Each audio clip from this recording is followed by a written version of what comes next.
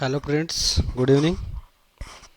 Coach me tutor presents daily current affairs 30 April 2021। तो मैं आज आपके सामने 30 अप्रैल के सारे करंट अफेयर का डिस्कशन करूंगा। वन बाय वन सारे एमसीक्यूज है। तो आइए देखते हैं पहला क्वेश्चन। फर्स्ट क्वेश्चन है, किस सरकार को फेम टू योजना के तहत सब्सिडी के अलावा इलेक्ट्रिक वाहन खरीद पर प्रोत्साहन प्रदान करने का सुझाव दिया है? तो कौन सा अपना आयोग है जिसने फेम टू योजना के तहत सब्सिडी देने के लिए इलेक्ट्रिक वाहन की खरीद पर सब्सिडी देगी? तो ये काम किया है नीति आयोग ने। नीति आयोग फेम टू योजना के तहत इलेक्ट्रिक वाहन पर इलेक्ट्रिक व्हीकल पर सब्सिडी देगी।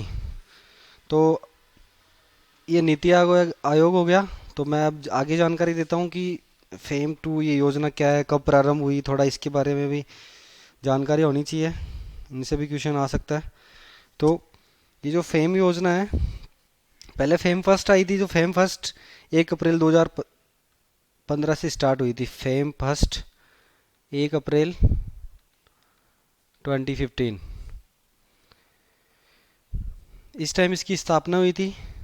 फेम सेकंड, इस योजना के तहत इलेक्ट्रिक वाहनों पे सब्सिडी नहीं थी, बस इलेक्ट्रिक वाहनों का प्रावधान था। इसके बाद फेम सेकंड जो 2019 से 1 अप्रैल 2019 से प्रारंभ हुई थी, इसके तहत नीति आयोग ने अब इलेक्ट्रिक वाहनों को बढ़ावा देने के लिए सब्सिडी भी देगी। नीति आयोग का क्वेश्चन आ गया, तो इस पे भी बता दूं, नीति आयोग अपना एग्जीक्यूटिव बॉडी है, कार्यकारी संस्था है।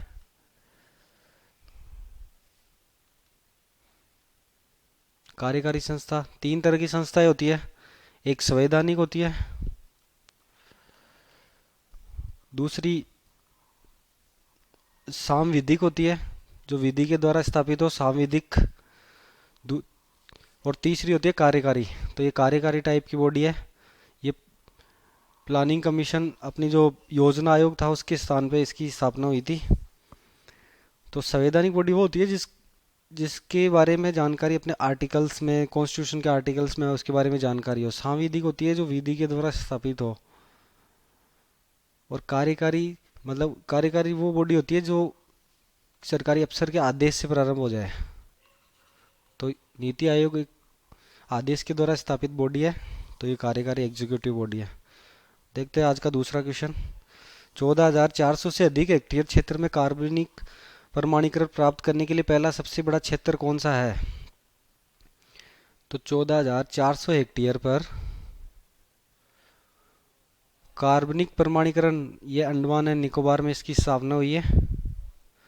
अंडमान निकोबार यूटी है, केंद्र शासित प्रदेश है अपना। तो ये याद रखना कि कार्बनिक प्रमाणीकरण प्राप्त करने वाला पहला यूटी वो अंडमान एंड निकोबार है।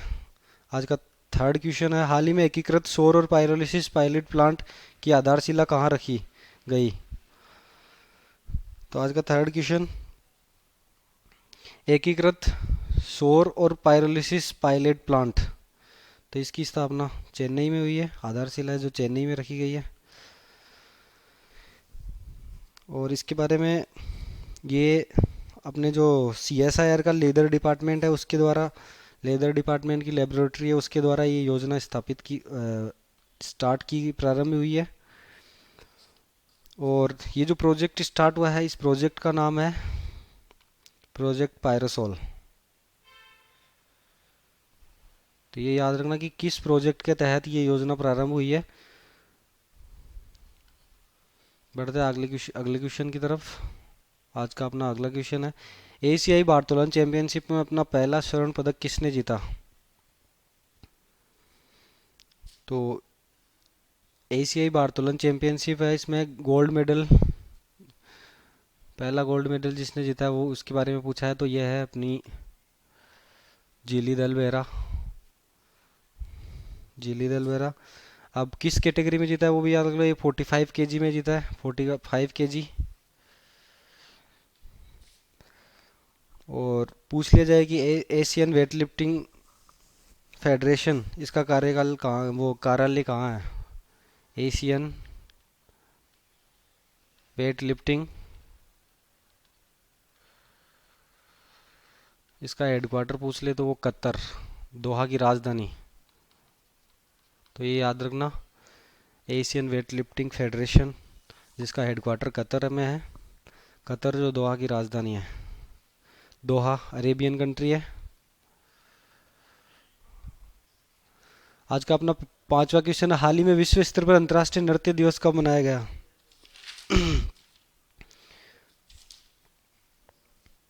तो ये 29 अप्रैल को था, वर्ल्ड डांस डे, याद रख लेना, 29 अप्रैल। 6 क्वेश्चन है, हाल ही में टाइम मैगजीन की 100 सबसे प्रतिभाशाली कंपनियों की लिस्ट में किस भारतीय कंपनी ने जगह बनाई है? तो 100 सबसे प्रतिभाशाली या प्रभावशाली जो कंपनी है उसमें जियो का अपना नाम है।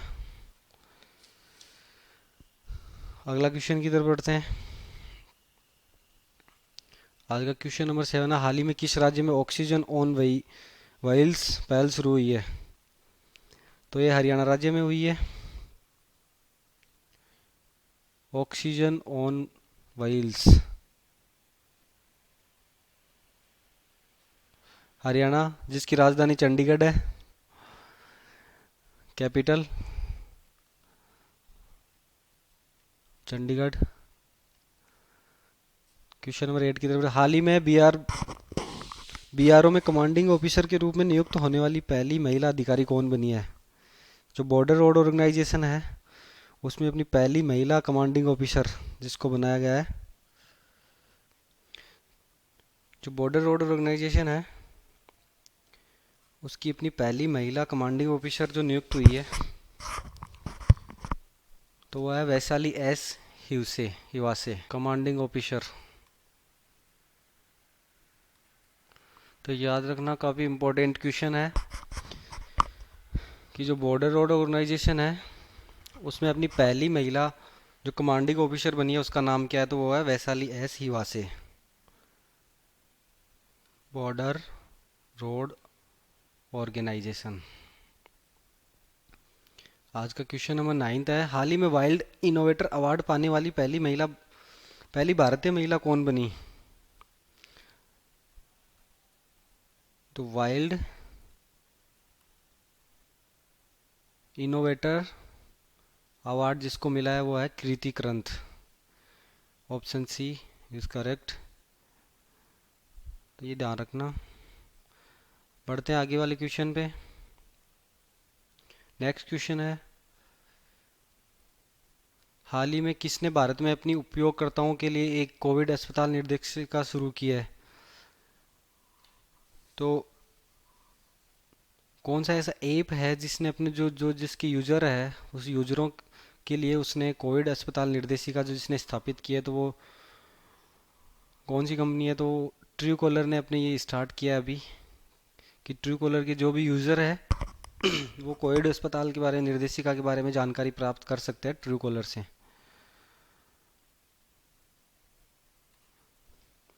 आज का 11 नंबर क्वेश्चन है कि हाल ही में किस बैंक ने अपने मर्चेंट स्टेक के लॉन्च की घोषणा की है? मर्चेंट स्टेक,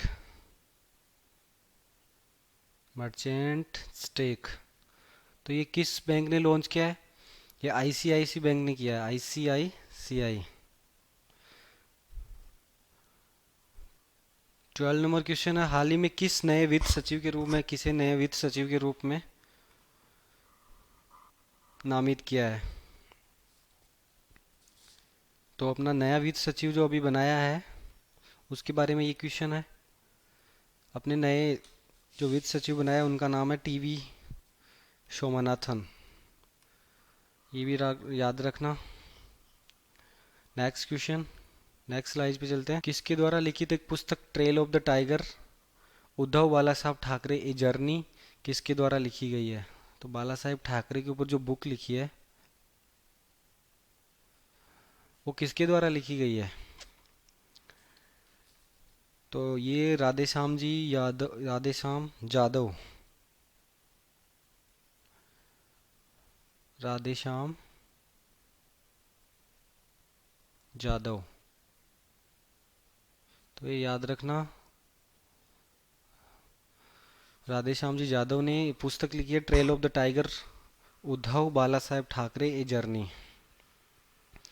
14 नंबर क्वेश्चन है, वो भी ऑटोबायोग्राफी पे है, सुरेश रैना की autobiography, believe what life in cricket taught me. ये किसने लिखी है? तो ये भारत सुदर्शन ने लिखी है, भारत सुदर्शन, जिसने सुरेश रैना के बारे में लिखा है believe what life in cricket taught me. तो ये आज का अंतिम क्वेश्चन। गाइस